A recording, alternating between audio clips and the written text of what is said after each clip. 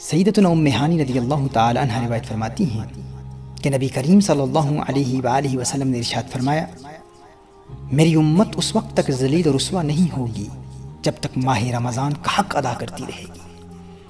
عرض کی گئی، یا رسول اللہ صلی اللہ علیہ وسلم، آقا رمضان المبارک کا حق ضائع کرنے میں امت کا ذلیل و رسوا ہونا کیا ہے؟ فرمایا، اس ماہ میں ان کا حرام کاموں کا کرنا۔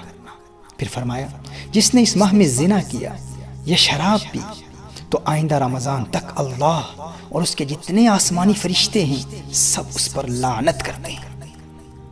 بس اگر یہ شخص آئندہ ماہ رمضان کو پانے سے پہلے ہی مر گیا تو اس کے پاس کوئی ایسی نیکی نہ ہوگی جو اسے جہنم کی آگ سے بچا سکے۔ بس تم ماہ رمضان کے معاملے میں ڈرو، کیونکہ جس طرح اس ماہ میں باقی مہینوں کے مقابلے میں نیکیاں بڑھا دی جاتی ہیں، اسی طرح گناہوں کا بھی معاملہ ہے۔ امام طبرانی نے اس روایت کو المعجم الصغیر میں نقل فرمایا۔ ناظرین کرام، اگر ہم اپنی کھوئی ہوئی وراثت پھر حاصل کرنا چاہتے ہیں اور ملت اسلامیہ کو اس کے عروج رفتہ سے دوبارہ آشنا کرانا چاہتے ہیں تو بجائے اس کے کہ ہم رات دن امت کی ذلت و رسوائی کا رونا روتے ہوئے اسلام دشمن اندرونی اور بیرونی طاقتوں پر اعتراض کرتے رہیں، آئیے ہم رمضان المبارک کا حق ادا کریں، ان پاک ساعات میں گناہوں سے بچتے ہوئے گڑ گڑا کر امت کی سلامتی کے لیے دعائیں کریں۔ ناظرین کرام، افراد سے اقوام بنتی ہیں۔ اگر ہم اپنی انفرادی زندگی میں رمضان المبارک میں تبدیلی لانے میں کامیاب ہو گئے تو رفتہ رفتہ سارے معاشرے میں انقلاب پیدا ہو جائے گا اور اللہ ملت اسلامیہ کو اس کا کھویا ہوا وقار پھر عطا فرمائے گا۔ حضرت انس بن مالک رضی اللہ تعالی عنہ روایت فرماتے ہیں کہ میں نے نبی کریم صلی اللہ علیہ وآلہ وسلم کو فرماتے ہوئے سنا، یہ رمضان تمہارے پاس آ گیا ہے، اس میں جنت کے دروازے کھول دیے جاتے ہیں اور جہنم کے دروازے بند کر دیے جاتے ہیں اور شیاطین کو قید کر دیا جاتا ہے۔ محروم ہے وہ شخص جس نے رمضان کو پایا اور اس کی مغفرت نہ ہوئی، کہ جب اس کی رمضان میں مغفرت نہ ہوئی تو پھر کب ہوگی۔ اس روایت کو مجموع الزوائد میں نقل کیا گیا ہے۔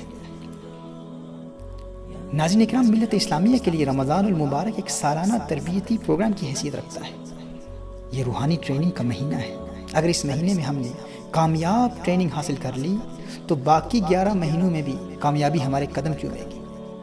ہاں، اگر اس ایک مہینے میں ہم ٹریننگ میں ناکام ہو گئے تو بعد میں کامیابی حاصل کرنا بہت مشکل ہو جاتا ہے۔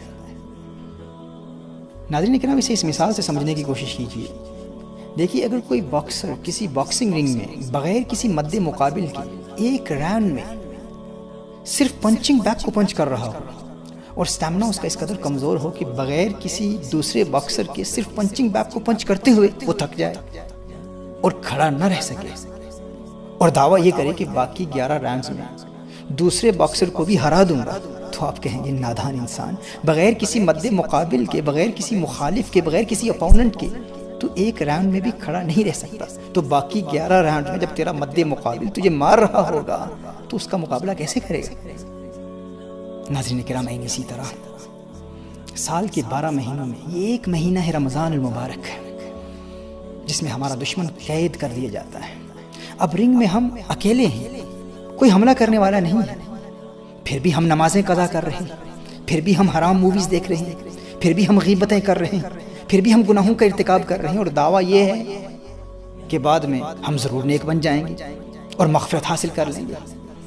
تو کوئی بھی سمجھدار شخص کہے گا کہ جب رمضان شریف میں شیطان بند ہے، کوئی حملہ کرنے والا دشمن ہے ہی نہیں، تو پھر بھی گناہوں کا ارتکاب کر رہا ہے۔ جب حملہ کرنے والا آزاد ہو جائے گا تو پھر تو کیسے مغفرت حاصل کرے گا؟ اسی لیے میرے آقا صلی اللہ علیہ وآلہ وسلم نے ارشاد فرمایا، محروم ہے وہ شخص جسے رمضان ملا لیکن مغفرت نہ ملی۔ اگر رمضان میں مغفرت نہ ملی تو پھر کب ملے گی؟